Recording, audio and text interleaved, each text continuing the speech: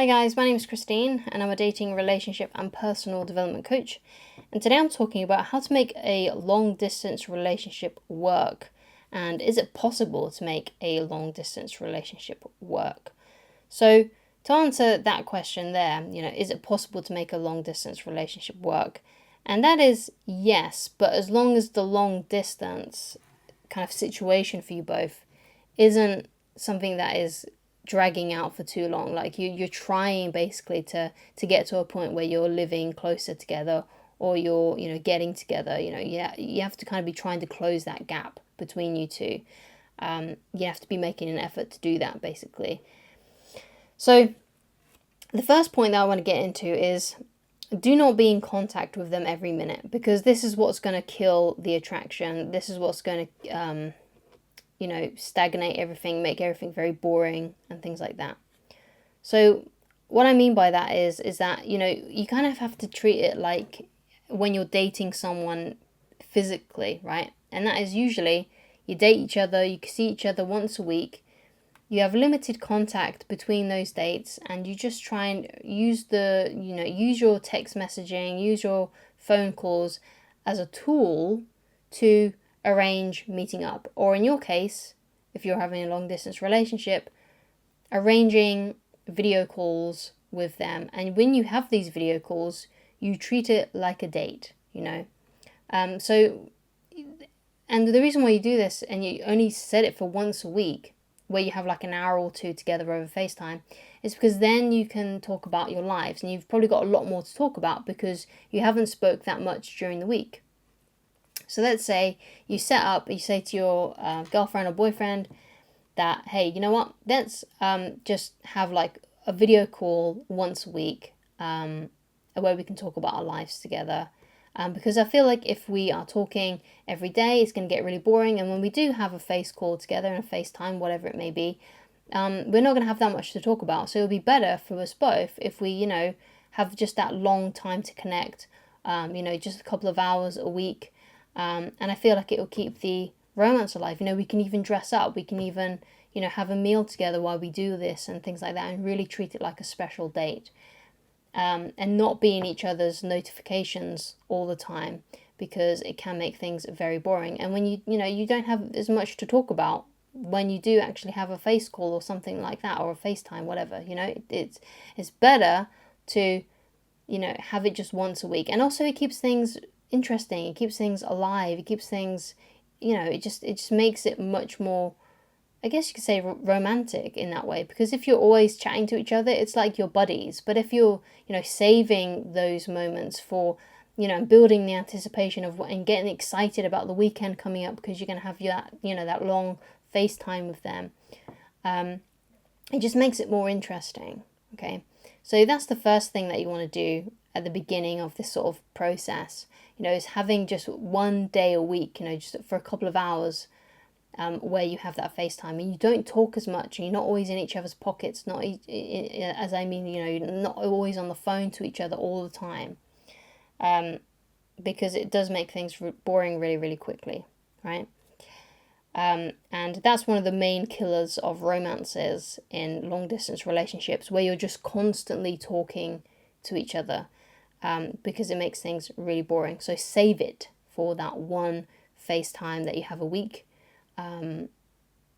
And just get on with the rest of your life while you're not talking to them, while just because I think a lot of people think, oh but yeah, but this person's my life, I want to tell them everything about my day and things like that. You don't have to do that, right? It's more interesting if you don't, right? And just fill up your time basically with other things if you can't get them off your mind, which it can feel that way, especially when you're first starting to get together. You want to be talking all the time, but refrain yourself from doing it. Have this emotional self-restraint to not do that, and explain to them why. Say, I think like if we're always in constant contact with each other, it's going to get boring, and I want to keep things romantic and interesting. So why don't we just save these things for when we have our FaceTime on Saturday evening or Sunday evening, right? So the next point I want to make is, when you are in a long distance relationship, I feel like sometimes the other person can get a bit put out if you're not making solid plans to actually meet up with them. So it may be the case that, you might be thinking, well, why do I have to make the plans? Why don't they start making the plans? Well, if you're the one that's seeking this information, then obviously you're the one that's, I don't know, you're the one that is probably a little bit more inquisitive. Maybe you're the one that's a little bit more masculine, because usually people that are a bit more feminine, they like to take a bit of a back seat, and they like the more masculine one to kind of take control and take charge. So if you're the more masculine one, so let's say if you're a guy watching this and you're dating a woman, or let's say you're a more masculine lesbian or a more masculine gay man, then if you're more masculine than them and they're more feminine than you, then they want you to make the plans. So make solid plans to meet up whenever you can, whenever possible, right?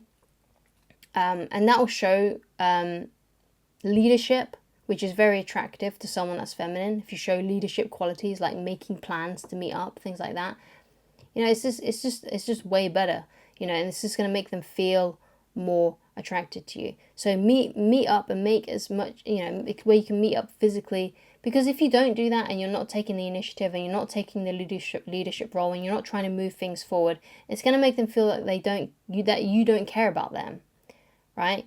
They want to see you putting in the effort and trying to make things work, trying to meet up with them and making plans, right? And if they like you and they love you and they want to see you and they want to be with you, they are going to accept those plans, or they may give you an alternative, right? So make plans to meet up, make solid plans to meet up as soon as you possibly can and as often as possible, while you're trying to work things out where you can actually meet more in the middle, maybe move closer to them, or you both move closer to each other, or you move in together, right? So, that's the next point I want to make. You got to make steps. You start making plans, be the leader and start making plans to actually move closer to them, so you can stop this long distance thing altogether and you can start having a regular relationship, shall we say, where you are living together and you're with each other all the time. And the person, if this person really loves you, then they're going to want that too. Of course you see like horror stories on like things like the TV show Catfish, where there's sort of like a long distance thing going on, but the other person is never willing to meet up. They always have like really suspicious reasons as to not, meet physically, and then you find out they've completely misrepresented themselves. They're like a different gender, or they're just not how they look on their profile photos and things like that. And they're never willing to do like a FaceTime or anything, And you do hear about things like that, but people that aren't doing that and they are genuine people, and they do want to be with you, they will say yes to meeting up with you. They will be happy that you're making plans to move closer to them and things like that. And if they're really feminine, they'll be really happy that you're taking the leadership role, which is what they want you to do if they're someone that's feminine. And they'll be so happy by the fact that you are taking initiative. And it shows that you care. Like if you don't care about someone, then you're not caring about meeting up with them. You're not caring about, trying to move closer to them. But it shows that you care when you are trying to make plans to actually meet up with them physically, so you can hang out and be together and have, because we're human beings, we go off of each other's body language, and we like other people's company generally, most of the time, most of the time, depends on who you're with, but most of the time we are very sociable creatures and we like to be in the physical presence of someone. Because what you got to think of is like texting, social media, this email, these forms of communication have only been around for the last few decades. They haven't been around very long. But as human beings, we've been around for hundreds of thousands of years, right? Hundreds of thousands of years, maybe more, maybe millions of years we've been around.